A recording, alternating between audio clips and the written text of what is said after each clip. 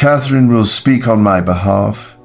Mrs. Meghan Markle has repeatedly written to the palace seeking our intervention in the Epstein matter, but, like Andrew, she must face her own consequences. Meghan Markle's private appeal to King Charles III was dashed exactly 2 minutes ago when a sealed communication left Buckingham Palace. What started out as a modest request for reconsideration became a pivotal denial. Nothing in the royal relationship will ever be the same after a decision made inside the palace walls that officials are now referring to as the point of no return. Make sure to subscribe so you don't miss any updates. Before we delve further into what this actually means for the royal family, as Charles placed the signed document down silently and allowed the decision's weight to take the place of any explanation, a pale silence descended upon the private briefing room.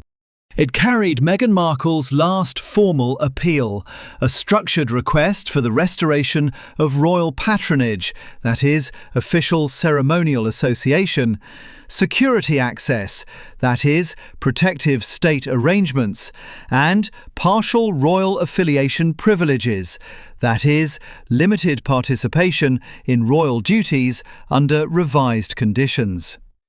The rejection confirmation was read aloud by a senior aide, breaking the silence.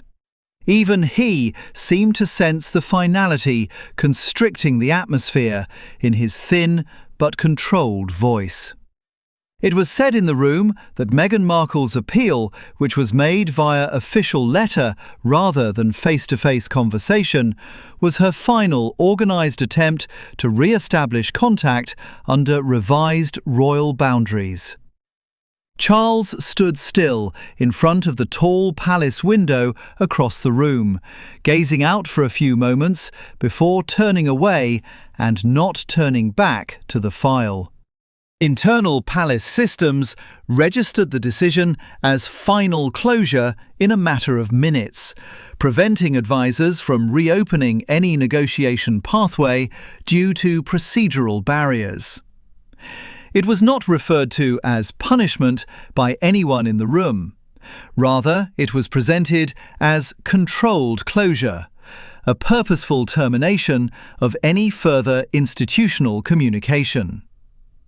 Private alarms started to sound in various offices throughout the palace network, indicating not chaos, but consequences that spread to all linked royal departments. Only a few aides who were aware of the gravity of what they were holding were privy to a sealed internal memo that declared the rejection to be irreversible. Charles interpreted the silence as finality rather than peace, and those closest to him subsequently reported a change in tone that implied something irreversible had already spread beyond Meghan Markle's appeal and into the future of royal decision-making itself, with repercussions starting to emerge in offices that were not yet aware of the full extent of what had just been confirmed at this precise moment. However, Meghan's appeal is not the only reason for this rejection. It concerns everyone who stood in the way of her past and the future of the palace, as well as those who must now accept the recent decision. Every person involved in this decision was already under unseen pressure before the palace confirmed the rejection. Meghan is awaiting an answer that might completely change her future. Charles, bearing the burden of maintaining institutional stability, and William, silently observing from within the inner circle, was well aware that the outcome of the decision would permanently alter the boundaries of the realm. Every silence in the palace was already saying too much, even though no one spoke honestly. Make sure to subscribe so you don't miss any updates before we delve further into what this actually means for the royal family. With her phone face down on the table, Meghan sat by herself in the silent room, seemingly unwilling to respond to a future she could not yet see. Her request for limited reintegration into ceremonial and protective frameworks, that is, limited participation in royal duties and controlled security arrangements under revised conditions, had been written through formal correspondence. The weight of uncertainty increased with each minute that went by, because silence would suffice if the palace did not respond. It meant passing judgment without speaking. Charles carried the same burden throughout the organisation, striking a balance between personal history and institutional continuity, being aware that even a minor compromise could alter precedent for many years to come. In a different wing, William silently went over the briefing notes. His face tightened as he realised what rejection would mean for royal boundaries going forward, deep within the palace communications chain. Unusual delays in routing the final confirmation were observed by a senior courtier. These delays did not correspond with standard procedure and suggested controlled containment of information prior to release. The revelation caused concern because, particularly when royal authority was at stake, timing within the organisation was just as important as the final decision. In a rare break from the conventional advisory structure, Charles had already made the decision without consulting a larger council, indicating that it carried a very personal institutional weight that no committee could lessen. Silence became structure, and structure became finality as a result of the lack of consensus. A sealed internal memo referring to a post-decision containment protocol, that is, internal protocols for managing communication following irreversible royal decisions, started circulating among trusted aides as papers moved stealthily through select hands inside the palace. The phrase caused conflict because it implied uncontrollable outcomes. Every look confirmed understanding, even though no one spoke loudly. William's earlier silence felt heavier, but Meghan was still unaware of these inner layers. As though he had already predicted the course of events, Charles reaffirmed finality by declining to engage further and by not reviewing the file. Early indications of outside curiosity started to emerge outside the controlled walls, indicating that what was inside might soon unexpectedly spread beyond palace control. However, none of them comprehend that this rejection did not start today. Nobody in the palace can reverse the moment it was constructed. One incident that occurred during a private royal consultation long before the final rejection subtly changed the course of events. It was a private conversation that left the room colder than before, rather than a formal announcement or public scandal. Even though nobody acknowledged it at the time, trust, patience, and negotiation all started to crumble after that. Meghan wasn't there. However, her absence now permeated every word that was said in the room. Just one update. Meghan's revised proposal, which called for discussion of revised royal access and partial ceremonial reintegration, tightened the Windsor briefing room. It was immediately contested by senior advisers as being structurally incompatible with royal protocol, which governs the monarchy's hierarchy, permissions, and duties. Each page reduced the gap between proposal and rejection, as documents detailing financial boundaries, media access, and security clearance were slid forward. Uninterrupted, Charles watched as lines were read aloud in a formal tone that carried final weight, his expression tightening. William stood motionless, silently wondering if reopening talks would erode institutional trust that was already under strain. filled in every word that was said in the room. In the middle of his review, Charles stopped and carefully lowered the papers as the room fell silent. He didn't respond angrily, rather, he conveyed unease that carried institutional weight, making everyone in attendance aware of how precarious the choice had become. Silently observing the briefing notes, William wondered if carrying on with the negotiations would jeopardize royal protocol, the formal framework that governs how decisions, behaviour and power function within the monarchy, particularly in light of growing public sensitivity. During the briefing, a senior assistant recorded one line in an internal account. "This cannot proceed in any revised form." The final rejection was shaped by a statement that was later referenced in several internal memos. The palace's consensus was subtly altered by that moment, and nobody formally contested it after that. Senior officials were immediately alerted when a red-marked document from the Windsor meeting reappeared during the final review. The tone of the consultation had subtly changed due to the same paper.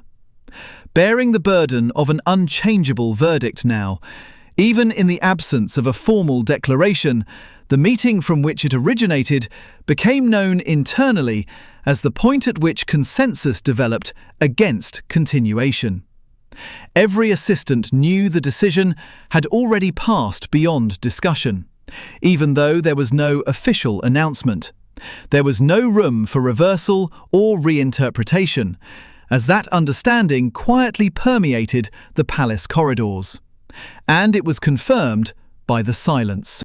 Nothing was publicly announced after that, but long before the formal rejection was signed, the decision had already started to take shape behind palace walls. Charles and William are faced with the emotional burden of a decision from which neither of them can fully escape during a rare private corridor meeting. There is only silence and the pressure of inheritance. No advisors, no cameras, and no ceremonial distance. The words spoken during those few minutes change everything, but they don't raise voices. When one calm refusal is made, it becomes more powerful than any argument could be at that precise moment. Make sure to subscribe so you don't miss any updates, before we delve further into what this actually means for the royal family. William entered the restricted consultation area without hesitation, knowing that the summons was more urgent than usual. Charles waited inside with the rejection framework, the formal, institutional plan that treats the result as essential rather than optional and completes the decision without further discussion. They both knew that what was going to be discussed would define not only policy, but also personal consequences for years to come. So the air between them felt heavier than protocol itself. William kept a close eye on Charles, observing how, in this controlled setting, the monarch avoided any gesture that might imply uncertainty or reversal. Nobody said anything right away, because even silence seemed regimented, as though the palace itself was awaiting authorization to proceed uninterrupted at this point. William paused before speaking, carefully selecting each word as though it might upset the delicate equilibrium between obligation and family. Charles maintained his composure, but weariness permeated each pause, indicating that the choice had already reached emotional finality. They both said the same thing over the quiet. "We cannot reopen this door again." Later mentioned in internal accounts, it was said during the recorded corridor exchange. Both men realized that this moment had been building for a long time before they entered the room, and the weight of unwritten history pressed into the space. At last, William averted his gaze, not because he was defeated, but rather because he realized that any more disagreement would only exacerbate the institutional division. Without saying anything, Charles acknowledged this, his silence serving as confirmation that there was already no other option. William's focus shifted when a directive document appeared on the table next to the final briefing notes, but there was no return. Its existence indicates that authority will be carried out immediately and without further discussion. The rejection was confirmed to be entering irreversible implementation by the directive document, which is a formal written instruction that enforces a decision as immediate institutional action. Charles chose to stay motionless, in a silence that carried the weight of final, irreversible closure, rather than turn around. After the institution absorbed the decision into its structure, negotiation was no longer an option. The decision was no longer being made, as William could now clearly see. Every level of royal authority was already enforcing it. Although decisions are being made in silence, the institution's decision about what it can no longer risk is what really has the power behind the rejection, not who said it. The rejection is not regarded as an emotional reaction within the palace's administrative core. It is regarded as a structural requirement. Classified briefing notes outlining risk, precedent, and institutional stability are gathered around senior officials. Every word in the room has irreversible weight, even though no dramatic language is used. Reopening Meghan's request, according to a senior official, would destabilize the entire system rather than bring harmony back. Make sure to subscribe so you don't miss any updates. Before we delve further into what this actually means for the royal family, as institutional advisors frame the decision in terms of royal operational integrity, a framework that governs how the monarchy maintains continuity, authority, and public confidence without disruption. The room remains stable under pressure. Meghan's request is discussed in terms of structure rather than emotion. Every line of evaluation gauges the potential effects of even a partial restoration of privileges on ceremonial roles, symbolic authority, and public opinion. Charles doesn't say anything at all.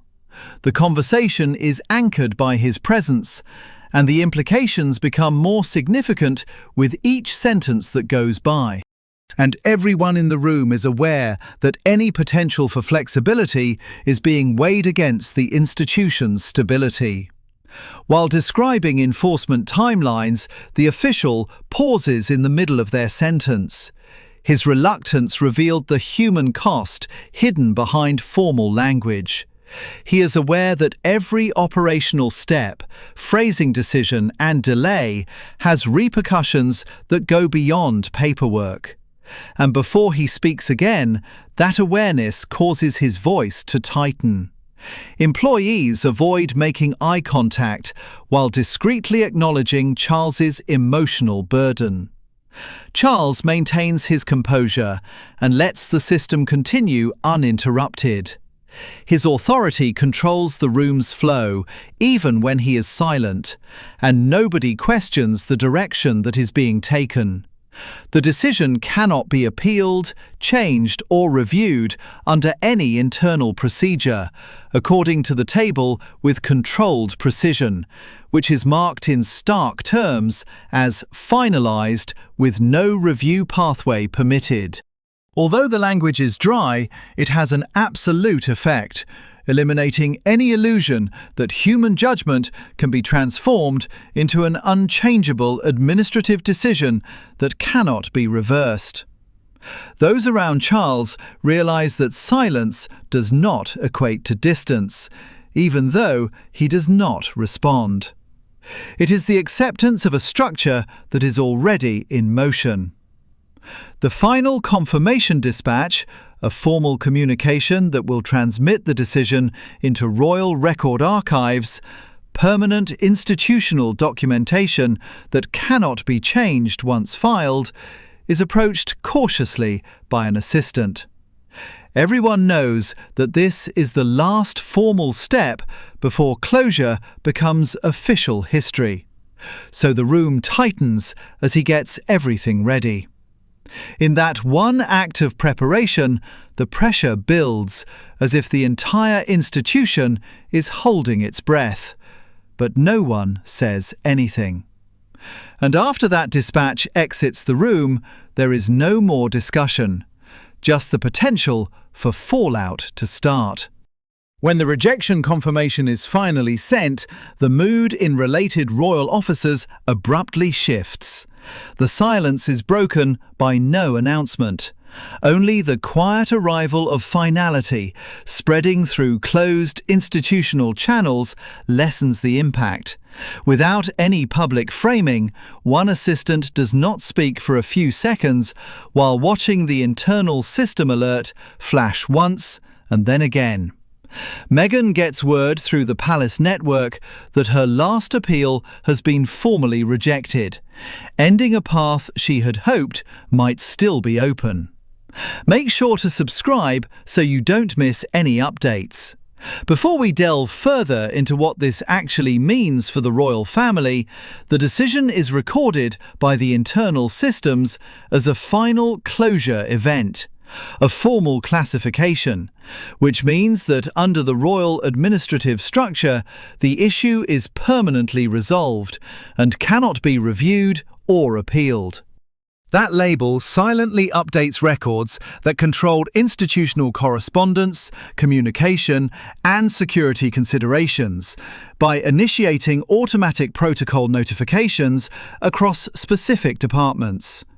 There is only sequence, only consequence, and the silent precision of an unchangeable result inside those systems. There is no emotion. Charles is still not physically present in the digital flow, but his earlier choice has already been incorporated into every level of the system, allowing it to proceed without hesitation. Instead of making direct contact, Meghan receives the confirmation through official channels, which serves to further emphasize the separation between the individual and the institution in a way that feels purposeful and unchangeable. The message is delivered without ceremony, without interpretation, and devoid of anything that could distort its meaning. After reading it, she remains motionless, her expression gradually changing from anticipation to restrained disbelief, as though her mind is acclimating to a reality that defies her expectations.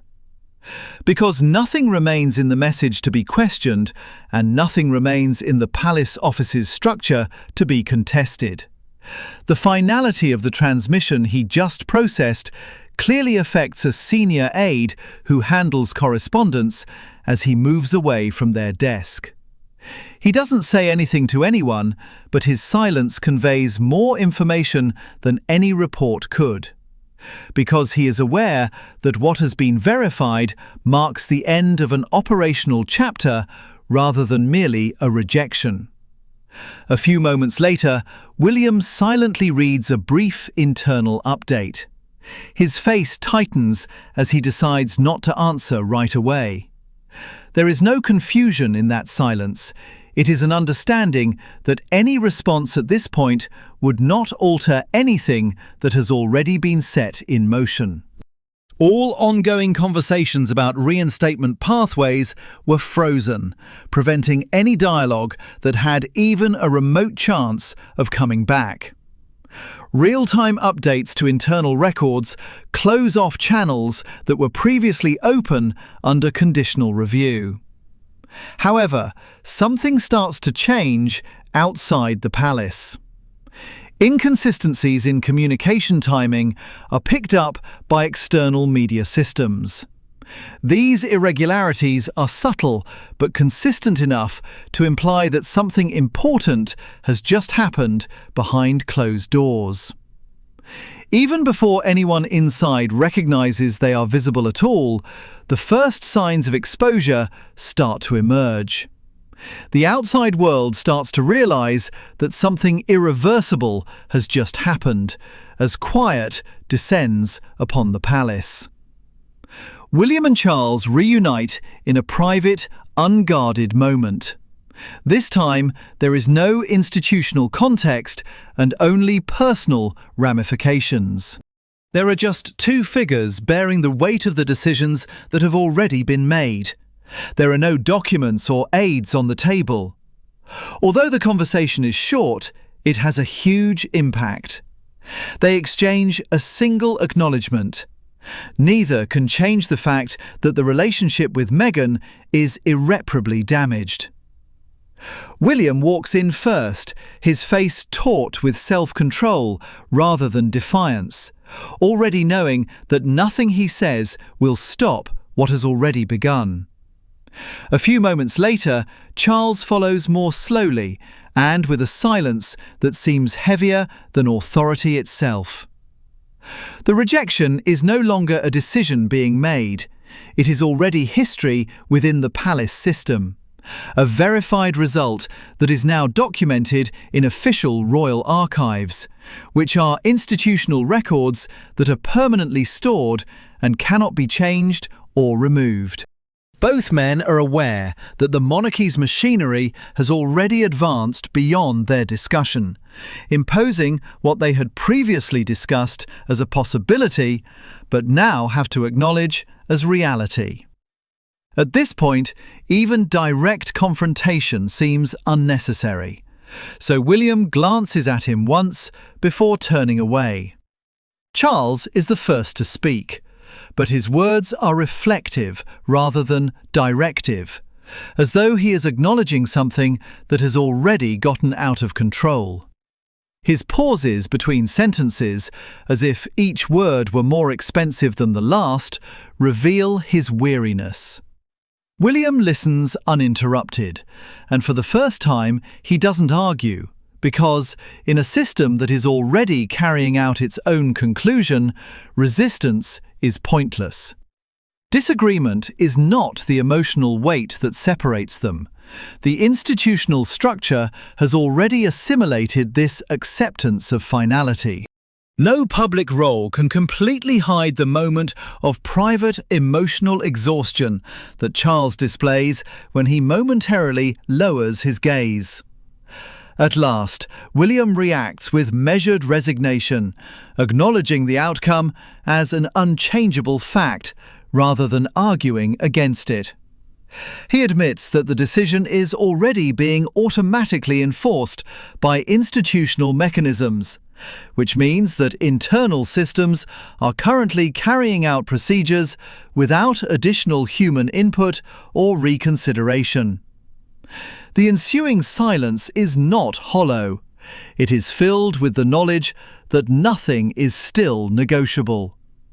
Charles doesn't correct him, because there is nothing left to fix, just consequences that are happening in a planned manner. Both men make a passing mention of future repercussions outside the palace, which carries an implicit awareness of the emotional, political, and reputational effects that go well beyond the palace's walls. William stays motionless, processing not the decision itself, but its permanence in the eyes of the public, while Charles raises his head slightly, as if weighing the implications of what will happen next. They are both aware that this moment will determine how stability is perceived outside the institution, particularly as outside attention grows and uncontrollable narratives start to emerge. As excitement builds around what has been subtly confirmed inside, movement is already beginning to build outside the palace gates, subtle but noticeable. Additionally, the decision will no longer be made solely by the palace once the public is informed. Headlines in the world's media explode as the story breaks.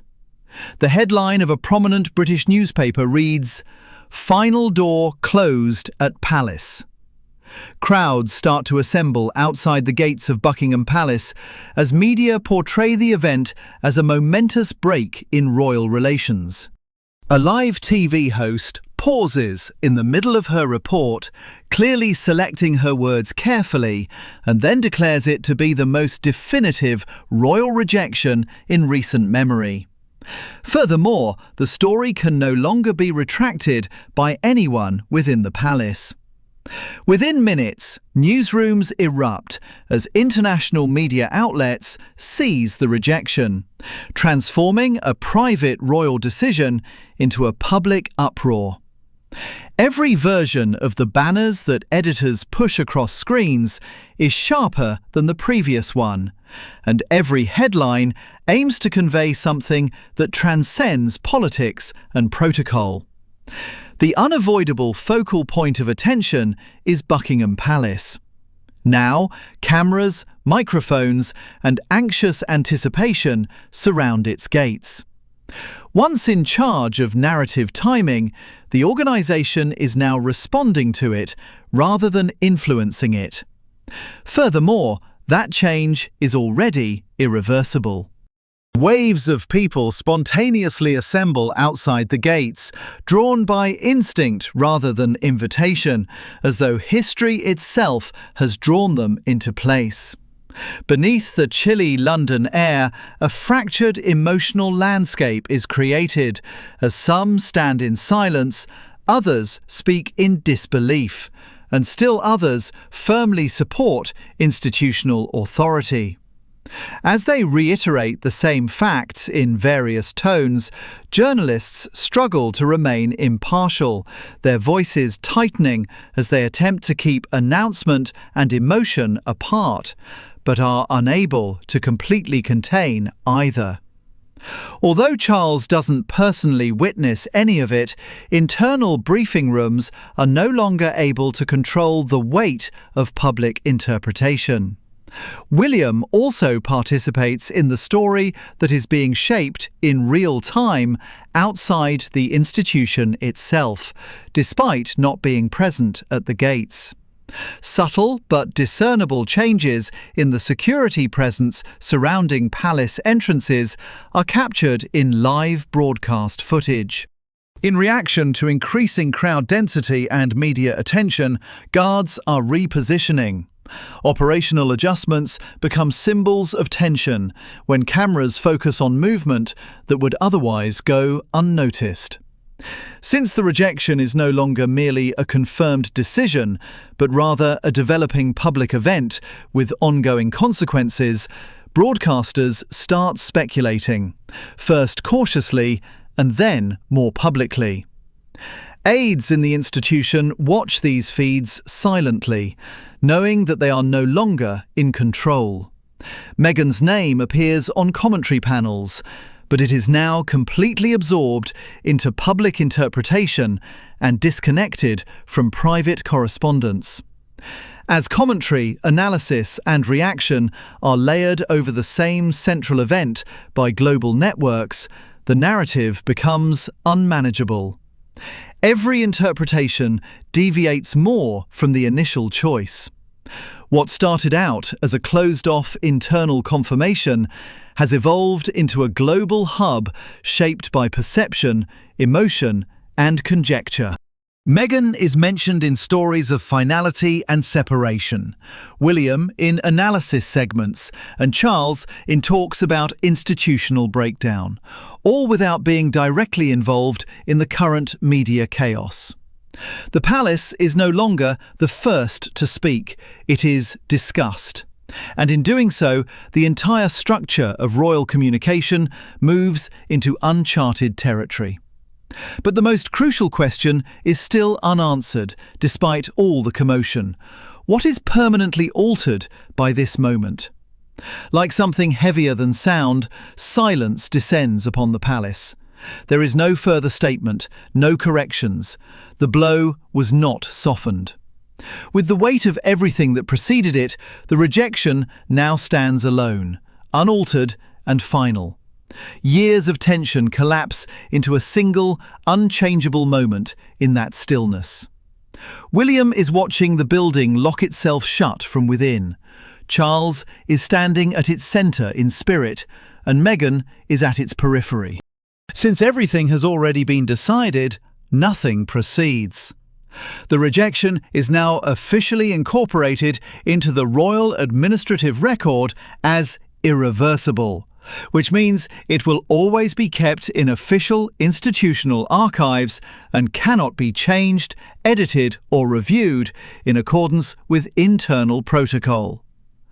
Palace Protocol, which establishes how decisions are made, closed and shielded from reopening after they are finalised, prohibits any more appeals. For a moment that is more significant than any meeting or announcement, Charles is by himself. His silence was a reflection of his acceptance of institutional necessity over personal history rather than hesitation. Meghan doesn't receive any more conversation in her personal space. Instead, she receives closure that comes without discussion, without an extension, and without any room for negotiation. William stands between them, realizing that what has ended is not a dialogue, but rather a structure of connection that once offered even the prospect of a return. Charles looks down in contemplation, acknowledging the emotional burden of a choice that cannot be changed by regret or softened by intention. He doesn't use the terms victory or loss because they only refer to continuity and consequences within the monarchy. Meghan's story comes to a definitive conclusion that leaves no room for further development, rather than being shaped by potential futures. There is no longer any room for negotiation regarding her position within the institution, and this reality results in silence that goes beyond simple communication. To further explain it, no recorded reflection, interview, or account is required. The statement itself becomes the lack of continuation. William stands apart, contemplating the decision's reinforcement of institutional boundaries. He is aware that what has been closed is more than just a case. It is a precedent that establishes the standard for handling similar circumstances in the future. This realization carries a quiet weight, because it indicates that the monarchy's structure has changed due to a resolution that leaves no room for flexibility rather than conflict. The framework has solidified into clarity even in the absence of conflict, and right now, clarity is unquestionable. From this point on, the monarchy becomes more structurally rigid, putting continuity ahead of attempts at reconciliation, and acknowledging that stability now necessitates clear boundaries rather than candid discussion. There is a clear internal understanding. This is the end of a royal chapter, signified by an irreversible institutional alignment that implies no continuation, rather than by a ceremony or announcement.